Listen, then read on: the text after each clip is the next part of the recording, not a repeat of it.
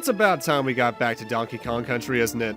Hello everyone and welcome to Let's Play Donkey Kong Country 2 Diddy's Conquest, not Diddy Kong's Quest. It's a pun off the word Conquest, as I'm sure most LPs of this game bring up, but hey, it's worth bringing up all the same, because a lot of people made that mistake early on. And we're just gonna get right on in with a new game, and we're gonna be playing on one player because that's how I prefer to play these games. First level of the game is Gangplank Galleon, the final level slash final boss area of the first game, and the first level of the game is Pirate Panic. And it starts out pretty quiet. What's going on? Let's hand her here and find out what's going on. I've kidnapped that lumbering fool Donkey Kong and you'll never see him again. Har har har har. Captain K.Rool. Ah, great, he's back. Yeah, after we kicked his ass in the last game, King K.Rool, I guess, decided to become a pirate and just kidnap Donkey Kong. But in his place, Diddy Kong has a new partner, Dixie Kong. I think she's his cousin or something? I forget the exact relations. I'll probably find it in the manual and read out the story from that in a few moments. Now, Dixie herself is essentially Diddy Kong from the first game, but better because she has a hover technique you can do when you press the jump button and hold Y. It's very good for getting around tight corridors. Another new mechanic is if you press A, you can essentially have whoever's the second person climb up on your shoulders and you can throw them into the air to use as a projectile or to grab items. As with the first game, in every level there are bonus levels you can get. However, unlike the first game, they actually serve a purpose this time around. In the first game, they were there just to get lives and some extra bananas. In this game, they're for K.O.N.G coins. There is at least one in every normal level, and those are gonna solve a purpose towards the end game. The K.O.N.G letters are also still located in every stage. Those just give you an extra life upon completion. Same with getting 100 bananas. They also now have each bonus room have an objective. Usually it's something like find the coin, destroy all the enemies, so on and so forth. Get to the end before the time runs out. That general sort of thing. Like this is the first kill them all one, and this just gets us our second K.O.N.G coin. They're more varied than they were in the first game, but at the same time it's usually like one of like 3 or 4 archetypes. Also returning our animal buddies from the first game. We got Rambi here, who's still as rambunctious a rhino as ever. However, new to the game is that every animal buddy now has an extra ability. By holding down the A button, you can execute some sort of special ability. For most of them, it's this charge forward. Like with Rambi, you just charge up and then you go zooming across the stage. And you know you've 100% level whenever you get an exclamation point and the DK symbol next to the level name. However, that DK symbol requires another explanation. You saw me grab it while I was writing Rambi a moment ago, but every one of the levels now, excluding boss fights, has what's known as I think it's technically in universe called a hero coin, but they're generally called DK coins by everyone else. If you want to get the best ending, you need to get all of them. And I will be doing that in this playthrough. In fact, I'm generally doing everything I can in this playthrough. The only thing I'm not doing is grabbing every Kong letter. I get as many as I can. I try to show off where most of them are. But some I miss just due to the way of the new systems. Either way, in this level here, I forget the name of this level actually off the top of my head. This is Main Brace Mayhem, I think. We get introduced to the rope mechanics for this game because we can climb ropes this time around. And they are a bit clingy with how they want to work. If you want to grab onto any vertical one, you need to be holding left or right when you touch it. If you want to grab onto any horizontal ones, you need to be holding up. It is surprisingly tricky to get used to that. But you're going to be climbing a lot of ropes through the game, so it doesn't take too long to get used to, I guess is the way to do it, to say it. Barrels are still very much a thing in the game. That right there at the star barrel is the checkpoint as usual. DK barrels still hold your second, your partner, really, because like in DKC1, Diddy and Dixie can only take 1 hit each, 2 hits if you have both of them and you are dead. However, if you find a DK barrel, you get a hit point back. It sounds hard. In fact, honestly, this game is still kind of hard at times, but it's very of the era in a way, and the levels are designed in such a way where you feel like every hit counts. Here we got a cannonball, still with a K by the way, and these lead into another thing.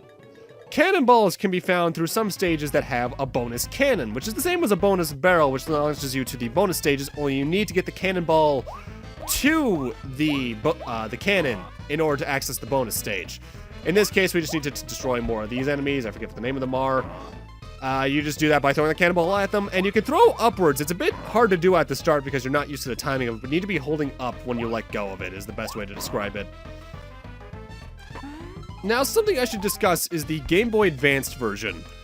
The Game Boy Advanced versions of all three of the DKC games changed some things around and added some stuff. Color palettes were obviously washed out just due to the GBA's screen not having a backlight yet. But as well, they added a couple more collectibles to get throughout the stages and changed some music and level designs around where applicable. The biggest thing to note is that the two collectibles they added were golden feathers and cameras. You got cameras various ways throughout the game, and they basically just unlocked portraits in the gallery of the various concept art and character art of the game. But the golden feathers were for an odd mini-game where you could train Espresso up, the ostrich from the first game, to participate in races. The more you got, the more his stats got raised. It wasn't very major, but it's worth bringing up, even though I'm not going to be showing off where those are because I'm playing the Super Nintendo version. That bonus game archetype is fairly self-explanatory. Get all the stars, get the coin. Now, at the end of every stage is now a little target launch minigame, where if you get enough vertical momentum, when you hit the target, it'll cause the barrel at the end of the stage to reach the top of the pole and give you whatever items at the top there. Usually, it rotates between banana coins, some lives, or some bananas, but in a couple occasions, it's the DK coin, and in a couple of others, it's one of the K.O.N.G letters. Come and say hello to your old grandpappy Cranky.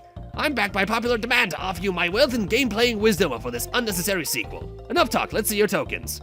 Cranky, like in the first game, will give you some various tips about some of the more cryptic elements of the game, such as where the secrets are, so on and so forth. However, you may have noticed a couple of those were free, a couple of them aren't. Another new thing added to the game that I've gotten 5 of, as you can see in the top left there, is banana coins. They're just straight-up currency. You use them to buy into learning secrets from Cranky and a couple of other things that we'll be seeing throughout the game. You'll usually have more than enough for anything really though, so you don't need to worry about your amounts of those too much. Now, one thing I should mention, back in the first level, Pirate Panic, the room where we saw Captain K.Rool's note about Donkey Kong being kidnapped, there's a secret involving that room that allows you to get 100% really quickly. Essentially, if you enter that room and then leave without touching the note or the 1-up balloon, go and grab a nearby banana bunch, head back to the room, grab the 1-up balloon, then leave and repeat getting the banana bunch, and head back to the room, there'll be a Krem coin waiting for you there. And that gives you every Krem coin in the game. Meaning you can get 100% pretty quickly if you use that trick. I decided not to do it because I like to play the game legitimately, but it's there for those who want to do the thing without doing all the things, I guess is the best way to say it. Now, it's usually at this point where I read the manual for the actual plot line of the game, but the weird thing is there's technically 3 versions of this, I believe, because the original Super Nintendo has its plot told through 2 pages of very small text, which is what I'm going to be summarizing. But then I think the Game Boy Advanced version's manual just shortened the plot and then took the actual, like, Super Nintendo manual's opening and turned it into an intro cutscene.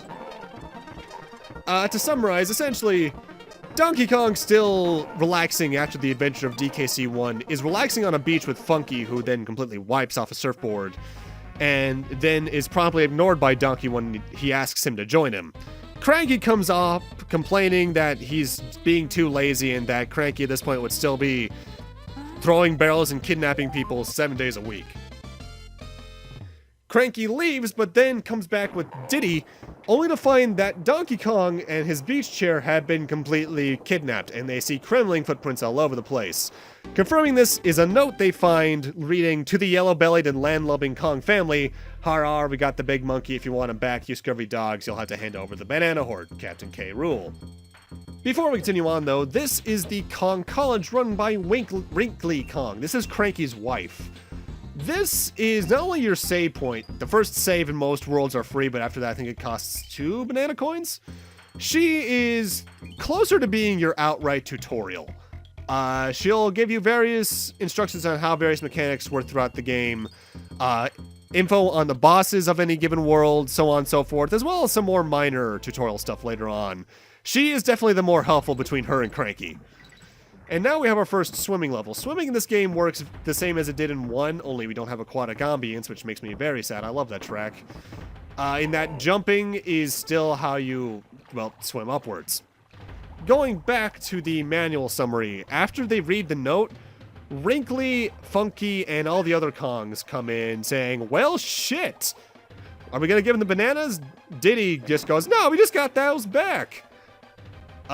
So they basically try to figure out what they're going to do. Diddy decides he's going to go off and try to save Donkey Kong, but Wrinkly and Cranky and everyone else just say, I ain't coming. So Diddy goes, grabs his girlfriend Dixie, and then the game begins as they try to search for Donkey. And at this point in this level, we also get introduced to our second animal buddy, again a returning one, K.O.N.G the swordfish. Similarly to Rambi, he controls almost exactly like he did in the first game, only the A button is now another super fast charge forward. K.O.N.G is probably still my favorite animal buddy in the game, even though he's one of the rarer ones, just because he makes my control in the water levels so much better. Instead of having to jump forward, you just press whatever D-pad direction you want to go in. As you can see there is still some dubious secret hiding in this game, where sometimes there's just random things you can clip through in order to find secrets, Kong letters, so on and so forth. They try to be a bit more blatant with them in this game, in that there's usually a banana or something hinting that you can go through them in the game, be it in the actual level itself or through Cranky or Wrinkly, usually Cranky in those cases though. Now, my experience with Donkey Kong Country 2 is nowhere near as extensive as Donkey Kong Country 1. I grew up with DKC 1. I didn't play Donkey Kong Country 2 until the Wii era, because, well, we didn't have this game growing up. And my thoughts on this game are fairly similar to the first one. I'll go over more of that as we go through the game. But I can say that I think this is the better game between it and 1, but I think I like 1 more as a game overall. It's weird. I'll get more into that as we go through, as I said. The most lethal enemy you have to worry about in the underwater stages is that little red piranha you just saw. That is Lockjaw. Whenever you're near one of those, it locks onto you and tries to charge into you just to take a cheap hit off of either your Kongs or your animal buddy. Animal buddies, by the way, still, for the most part, act as a third hit point, and you can try to jump back on them to get them back after that point. For the most part, they're just going to run forward. You're not going to have a chance to, but the chance still technically exists. Give them a big hand, folks. Good evening. I'm Swanky Kong, and this is my minigame. Swanky Kong, I can't really compare him to anything from the first game because this is entirely new. He's a quiz game show. He tests your knowledge of the game. He has 3 sets of 3 questions for you. They increase in price banana coins each time, but your reward for clearing each set of 3 is some amount of extra lives. If I'm recalling correctly, the first set is 1 life, the second set is 2 lives, and the third set is 3 lives. So if you're paying attention throughout the game and you know your stuff, you can get some pretty easy lives this way. And the good thing about it is that you never permanently lose out on the chance to get the question. The most that happens is that you have to pay the toll for the banana coins again.